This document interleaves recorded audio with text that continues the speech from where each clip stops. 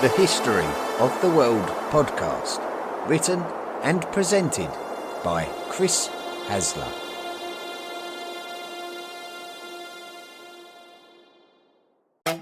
Zootopia 2 has come home to Disney+. Let's go! Get ready for a new case. We're gonna crack this case and prove we're the greatest partners of all time! New friends. You are... Gary the Snake. And your last name? The Snake. Dream team. And new habitats. Zootopia has a secret reptile population. You can watch the record-breaking phenomenon at home. You're clearly working it. Zootopia 2, now available on Disney+, rated PG. Volume 4, The Medieval World. Episode 61, Kamakura Japan.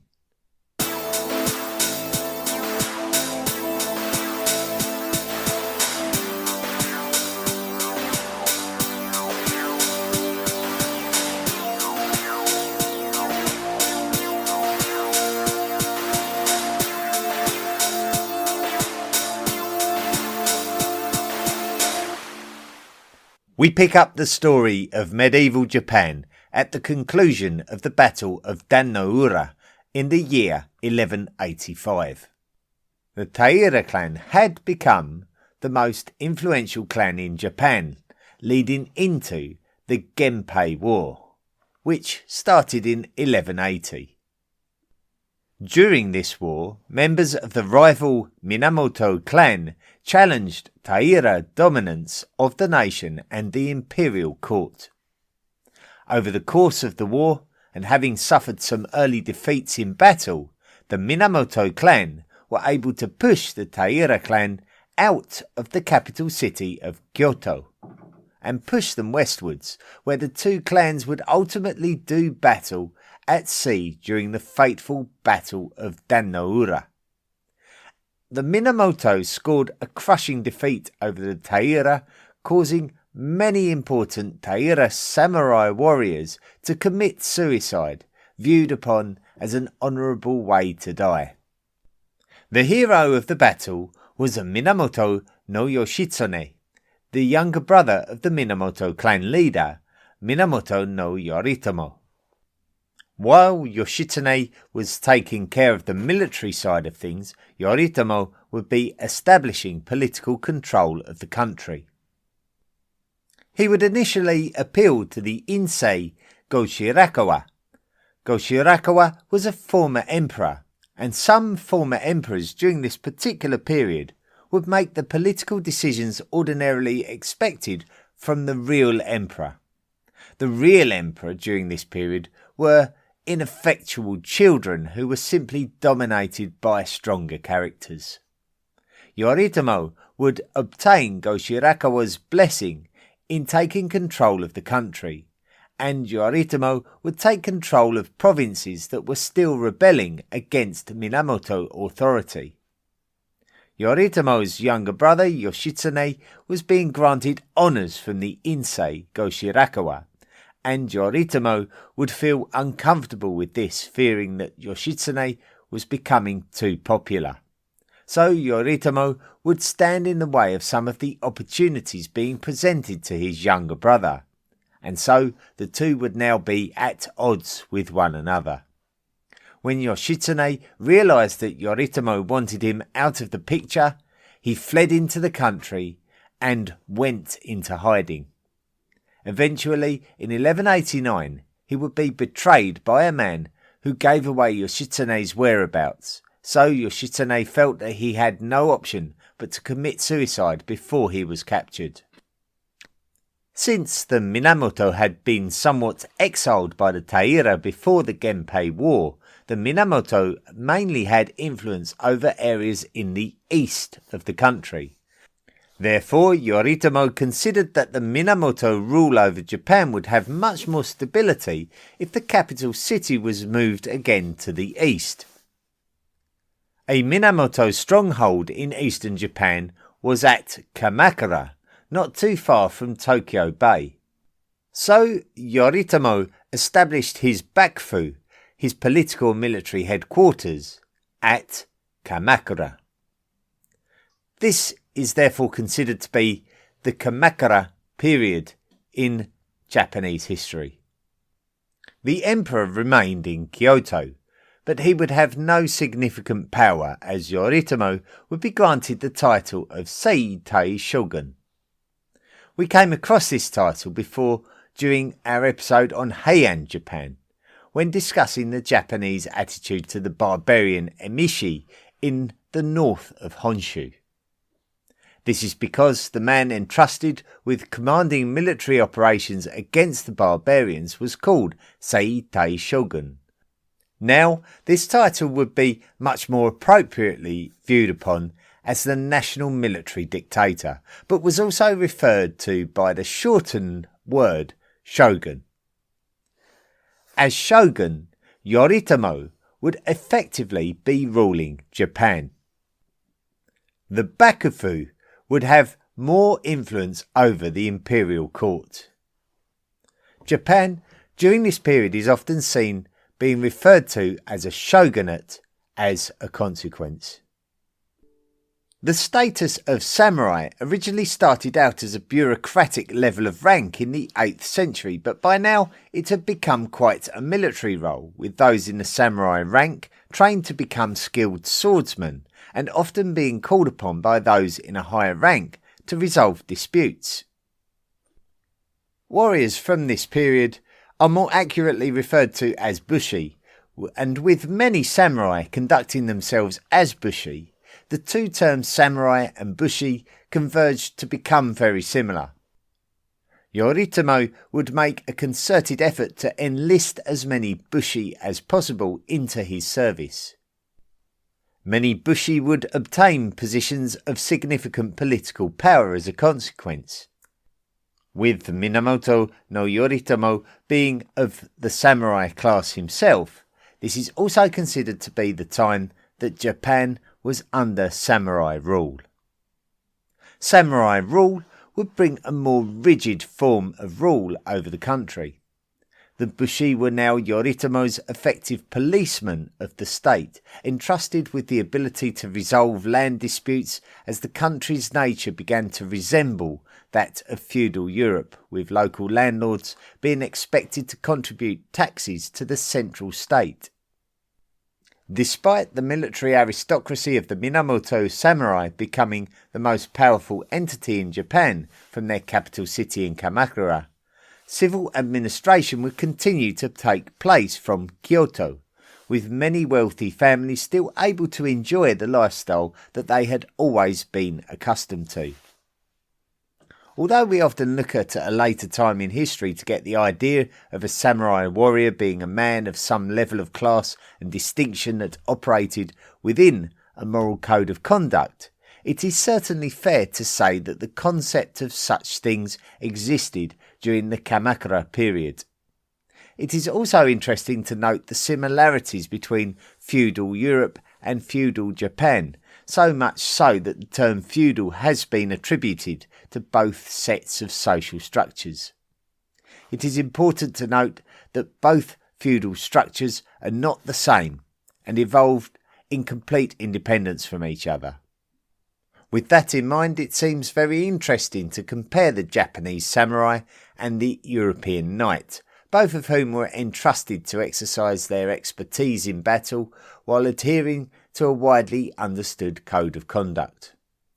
Although we do not see firm written evidence of the code of conduct of a samurai warrior until a later time, we do find that codes of conduct are available for archers and cavalrymen. So the concept of the code of conduct evolved from the warrior aspect of the samurai warrior, as opposed to the samurai aspect.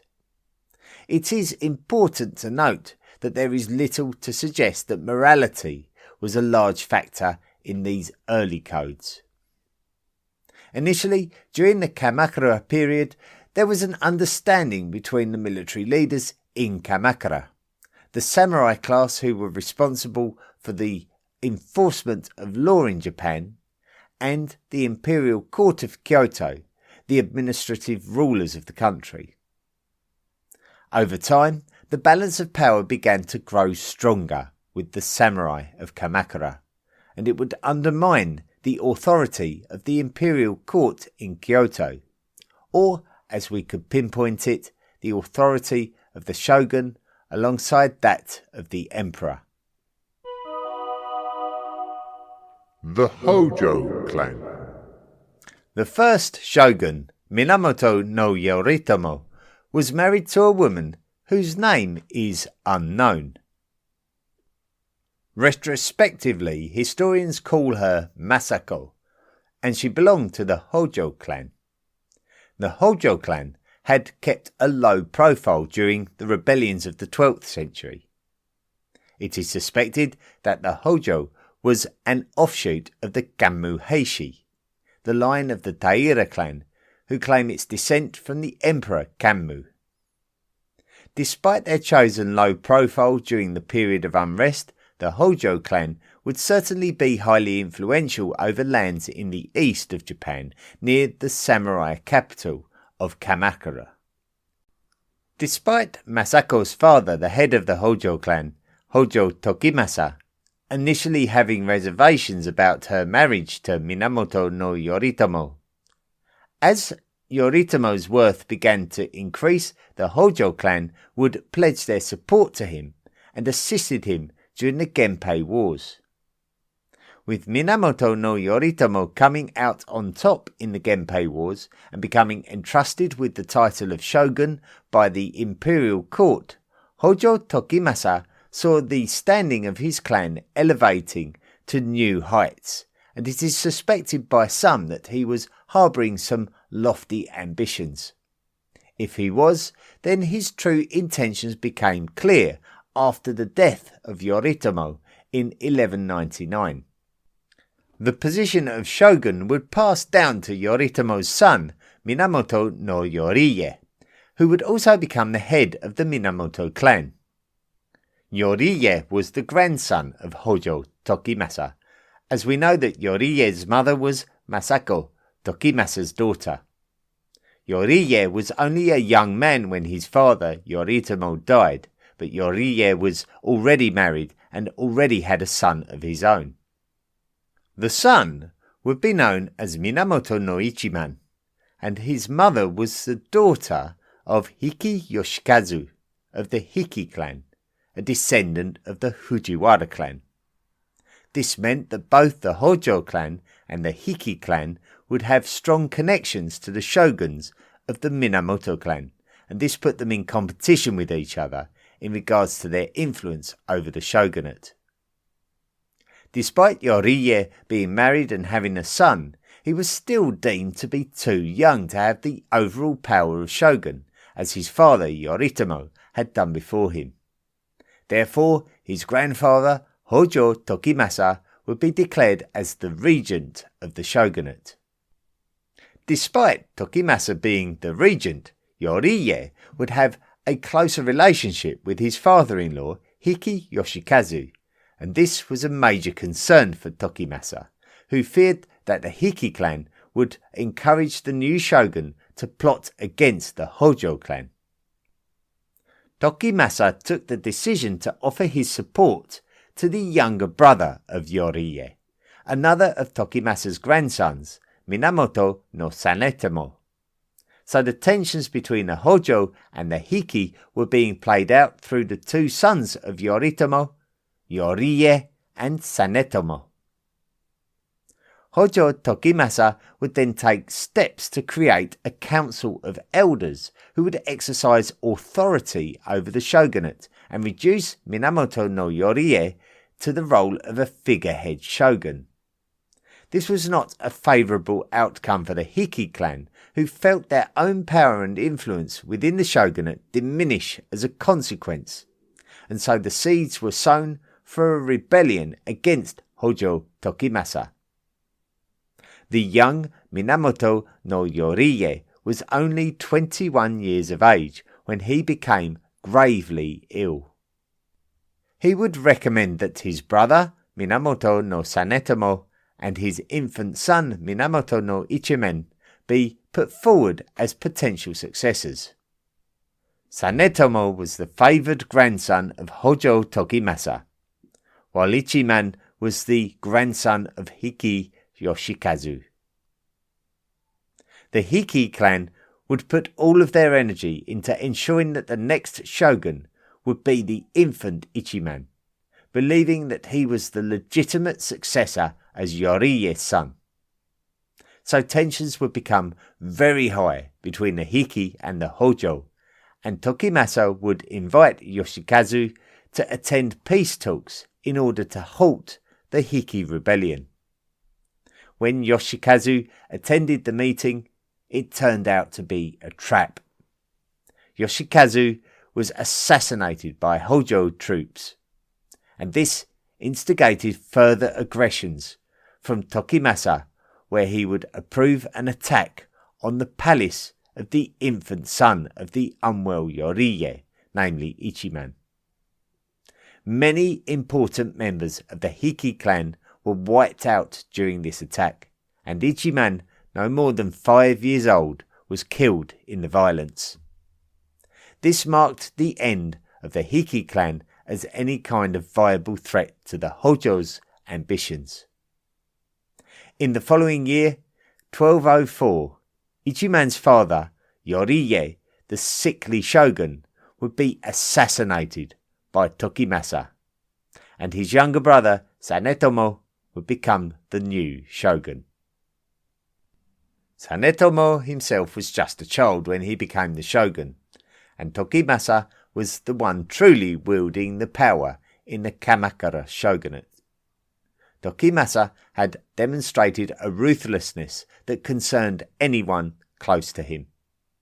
If Tokimasa had any kind of concern about anybody with any kind of power, then he could very quickly turn against them and wouldn't think twice about arranging for their execution or assassination.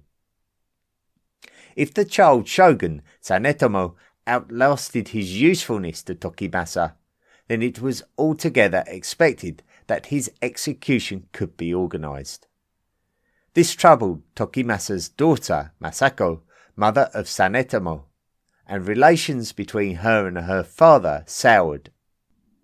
Tokimasa's general behaviour as the regent, or shikken as it is more accurately known in Japan, would also cause his own son, Masako's brother, Hojo Yoshitoki, to turn against him.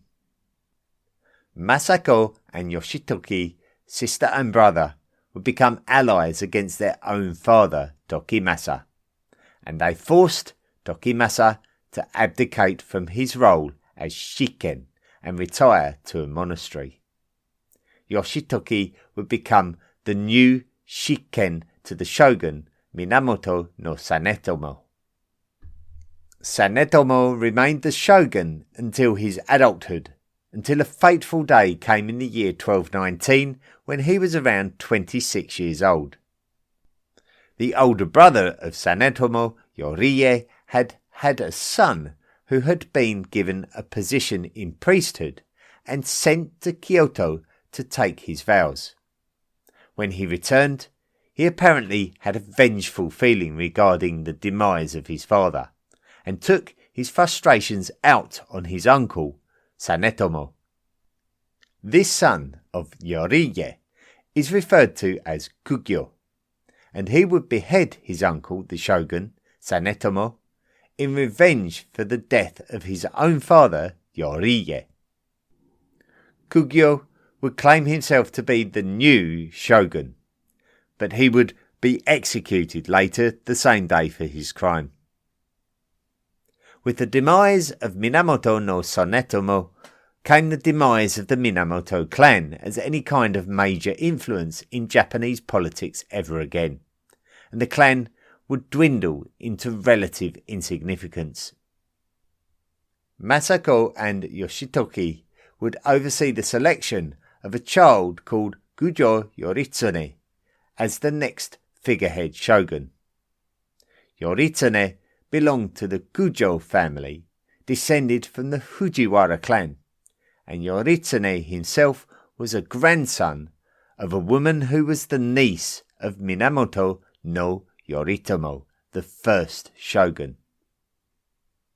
The political situation in Japan was reliant on there being a healthy working relationship between the imperial court in Kyoto and the shogunate in Kamakura.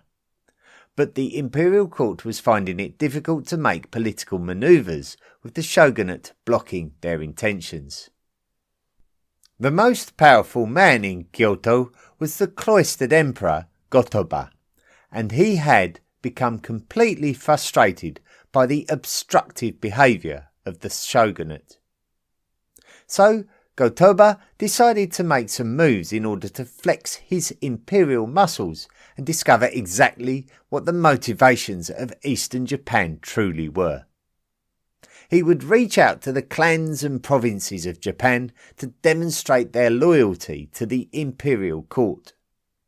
Gotoba would be expected to consult with the shogunate before making any major decisions, and he stopped doing this.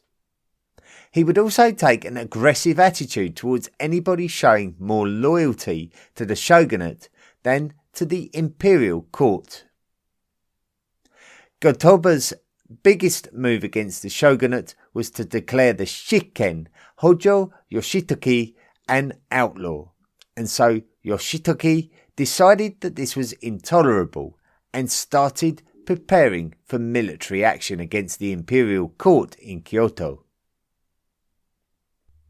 The resulting conflict is called the Jokyu War. Yoshitoki would launch an attack on the imperial capital city of Kyoto, and Gotoba would very quickly realise that the shogunate was far too powerful for the imperial forces to resist. The capital city was overrun, and all of the cloistered insei associated to and including Gotoba himself were exiled, along with the current child emperor Chukyo. Yoshitoki then placed his child nephew Go-Horikawa on the chrysanthemum throne to rule as the new emperor, and the imperial court was now very much subject to the will of the shogunate. In fact, the shogunate was a competent leader of the country. It may not have flaunted the grandeur of the imperial court and aristocracy of Kyoto, but still administered its sphere of influence, the lands of its vassals, with a good degree of proficiency. The Kamakura shogunate demonstrated a strong leaning towards the teachings of Buddhism. We have discussed the migration of Buddhism to Japan from China and how this happened during the early medieval period. We also explored how some of the early overzealous priests made a bid to become the emperor of all of Japan, which prompted a relocation of the capital city to avoid this problem. Despite all of this, the Japanese form of Mahayana Buddhism, which is often simply referred to as Zen, remained prosperous in Japan. Zen priests would operate closely with the samurai and the shogunate, and the samurai warriors would draw an understanding of their own spirituality as a Japanese warrior. This in turn would contribute to the spiritual mindset of the warriors and their understanding of their code of conduct, which would include the betterment of the mind as well as all of the physical warrior training. Invasion. Throughout its long and fascinating history, Japan had never experienced a significant external invasion of its lands, something that seems quite remarkable considering the way of the world. It was probably a blessing that when one did happen, that it was a military shogunate who were effectively controlling the country. Back at the turn of the 13th century, a man called Temujin had become the ruler of a confederation of Mongol peoples in the steppelands to the north of China and Korea. As the leader, he would be named Genghis Khan. Genghis Khan would begin a program of Mongol expansion and conquest that would make the Mongol Empire one of the most considerable empires in world history. Chinggis would not only expand into the lands of fellow steppeland occupants, but also southwards into the lands of the Chinese cultures. At the beginning of the 13th century, China was effectively split into north and south. The south was under the control of the Song dynasty, but the north had come under the control of the Jin dynasty. Mongol tribes had been used to paying tribute to the great Jin, but under Chinggis Khan things were about to change. Despite the fact that Chinggis died during the protracted and extended Mongols' war with the great Jin, the Mongol Empire eventually prevailed, usurping all of the great Jin's lands and wiping them off the map. Following this, the Mongols would invade Song China and Korea, the nation-state on the Korean peninsula. The Mongol conquest of Korea was ultimately unsuccessful, but Song China was on its way to falling to the Mongols. The success of Korea in resisting the Mongols can be put largely down to the expertise of Korea in seafaring, something that the steppe origin Mongols had never had to invest too much time and energy into. However, the aggressions of the Mongols and some of the twists of fate meant that the Korea effectively became an ally to the Mongols, and so the Mongols could use Korea's naval resources to launch attacks on Song China. With this sort of power, the leader of the Mongols, Kublai Khan, demanded that the country of Japan submit without a struggle. Japan refused to react in any way to these demands, repeatedly sending the envoys back to the Asian mainland during the beginning of the 1270s. When the Chinese city of Xiangyang fell to the Mongols had access to an important city on the Han River, which as a river served as a tributary to the Yangtze River, which flows into the East China Sea and the sea route to Japan. With the fall of the city, Kublai Khan could now think about punishing the Japanese for disrespecting his envoys, and he would now have Korean and Chinese fleet with which to construct a naval force. The combined naval force left the Korean peninsula and landed on the first small Japanese island of Tsushima, where the small population were massacred by the massive Mongol army. From Tsushima, the Mongols took control of the smaller Iki island, which would provide a close-range base to the Japanese mainland. With the islands now able to be used as a military base from which to conduct operations, the next target would be Hakata Bay off the island of Kyushu. The Japanese forces on what we might be able to call the main islands of Japan were under intense pressure from the aggressions of the Mongols, who were possibly using explosive weapons, likely a type of weapon never seen before by the Japanese. Night fell, and the Japanese had taken a good hiding at Hakata. The Mongols retired back to their ships, while the Japanese retreated to the town of Dazaifu. Overnight, the winds rolled in harder and harder, and the Mongol fleet would need to be protected at all costs. The wily Japanese would see an opportunity and board their small vessels and approach the Mongol fleet undetected. At daybreak, the Mongols not only found their fleet to be scattered by the high winds, but also that the Japanese had also set fire to some of the Mongol fleet. The scene was absolute chaos, and it was clear that the Mongols would not be able to continue an attack that had otherwise been going so well. The Mongols retreated back to Korea, with reports of a large number of their army drowning in the open waters. The Japanese, including the Emperor and the Shogun, believed that the gods had played an important part in the protection of their country that day. As such, the typhoon that had occurred was called a Shimpu, which is a Japanese phrase meaning divine wind, something that would strengthen the Japanese faith in Zen Buddhism.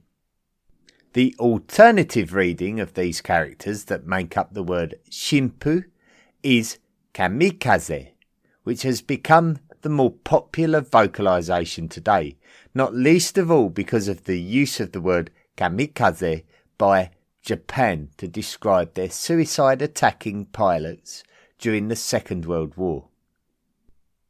Kublai Khan then concentrated more effort on the conquest of China, but in the meantime he was still sending envoys to Japan. The Japanese realised that this was not the end of the Mongol invasions and set about building defences in preparation for war against the Mongols. The Japanese shogunate felt particularly bold, even murdering Kublai Khan's envoys. Whether or not all of the people in Japan thought that murdering Mongol envoys was a good idea, the invasion of the Mongols suddenly gave the people of Japan a common cause. Until now, Japan had always been plagued by internal bickering, whether it be the priesthood and the emperor, the Fujiwara and the imperial princes, the Minamoto and the Taira, or most relevantly, the shogunate and the imperial court. Now the shogunate and the imperial court had a common enemy and needed to work together for the sake of the defence of Japan. Kublai Khan conquered Song China and then pooled the resources of China and Korea in order to create an invasion fleet, the likes of which had not been seen before. The British author John Mann, born in 1941, describes the size of the fleet as the largest ever assembled, and not surpassed in that respect until the D-Day invasion of Normandy over 750 years later in 1944. The Mongol fleet totalled almost 4,500 vessels. In response, the Japanese would assemble a huge fighting force based on samurai warriors, and they would man the defensive walls that they had built in the period since the first Mongol attack. Kublai Khan maybe underestimated Japan, as he referred to it as a small country. The fleet that he hastily constructed may have been very large, but it was unlikely to have been of a very high quality. The Japanese samurai would take to their small boats again, attempting to harass the Mongol fleet. The Mongol fleet were made up of Korean and Chinese troops, whose hearts may not have been fully into supporting their aggressive overlords. The persistence of the Mongols to unsuccessfully try to breach the Japanese defences must have eventually become demoralising. Then there was a breakthrough. Some of the Mongol fleet were able to successfully land their troops, and now the Japanese samurai were in serious danger. So much time had been wasted for the Mongols trying to breach the Japanese wall that the winds were blowing up again, and the Mongol army would have to board their ships to avoid being stranded on land, and the ships were sailed out to sea to avoid being smashed against the coastal rocks. In the Battle of the Winds against the Mongol fleet, there was only one winner. Ships were destroyed, torn to bits, unable to stand up to the storm with their hastily constructed bodies. Thousands drowned. Those who managed to reach the shore were captured or slaughtered by the Japanese samurai as they attempted to scramble ashore. The second Mongol invasion of Japan was once again a disaster. The Mongols retreated once again, at least what remained of them, and the Japanese were left convinced about the divine intervention of the kamikaze. Repercussions. The repulsion of the Mongols was an incredible achievement for Japan, a collective success for the shogunate and the imperial court, as well as the Buddhist priests who believed that their practices encouraged the kamikaze typhoons, and the samurai warriors, the men on the ground physically defending their territory. It was a glorious win. However, in defence, there are never any spoils of war or booty. You gain nothing in terms of land or wealth because you only retain what you had. When the Mongols were sent on their way in 1281, it was not known then whether they would return. So a standing samurai army would need to be ready to defend Japanese lands again in an instant. Not only would the samurai need to be paid for their services during the defence of their lands, but they would have to be paid to remain on standby.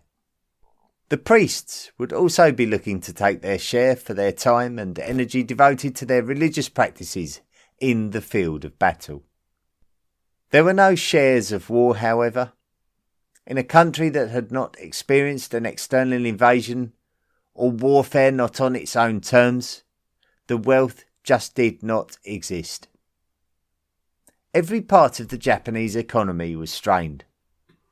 Landowners were not able to receive payments for their produce, and as such, some would have to resort to banditry just to survive.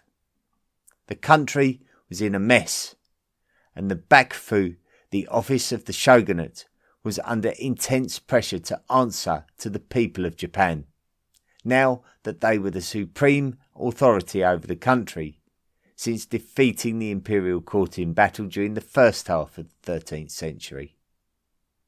As much as the Bakufu wrote off all of the debts owed by the samurai, there was still not enough money to sustain the population. So, there was now an opportunity for the imperial court to rise up against the shogunate, knowing that there was an air of discontent among the samurai and the population that would surely provide support for their rebellion. The rebellion would be led by the Emperor of Japan, traditionally the 96th Emperor, called Go-Daigo, and the resulting conflict is called the Genko War. Initially, the rebellion was a disaster. The shogunate was ready for the rebellion and moved quickly to put it down, pinning Go-Daigo back into Kyoto, where he would be sent into exile, while the shogunate replaced him with their own puppet emperor. A couple of years later, in 1333, Go-Daigo was able to escape his captivity and raise another army. So the shogunate dispatched another force under the command of a descendant of the Minamoto clan called Ashikaga Takauji. Whether it was ill-advised to send a member of the Minamoto or not is totally unknown. The Hojo had effectively taken control of the shogunate away from the Minamoto in the early years, and the Minamoto had become a minority clan. What we do know is that Takauji's loyalties changed during the exchanges between him and the forces of the deposed Emperor Go-Daigo. Takauji would switch sides and join Go-Daigo's rebellion, maybe believing that Go-Daigo would allow him to take control of the shogunate. This may well have marked the changing direction of the war, as a rapid advance from west to east, from place to place, as Go-Daigo took control of the lands of the country, pushing the forces loyal to the Hojo clan further and further east. Ultimately, the shogunate forces were pinned back into Kamakura, and so Go-Daigo would enter the city and set about destroying it. The leaders of the Hojo had lost the war and committed suicide, as is tradition in Japan. The Kamakura shogunate had been overthrown, and Go-Daigo quickly moved to establish the imperial court as the supreme authority in Japan. This is the period known as the Kenmu Restoration. And what happened next will be a story for another episode.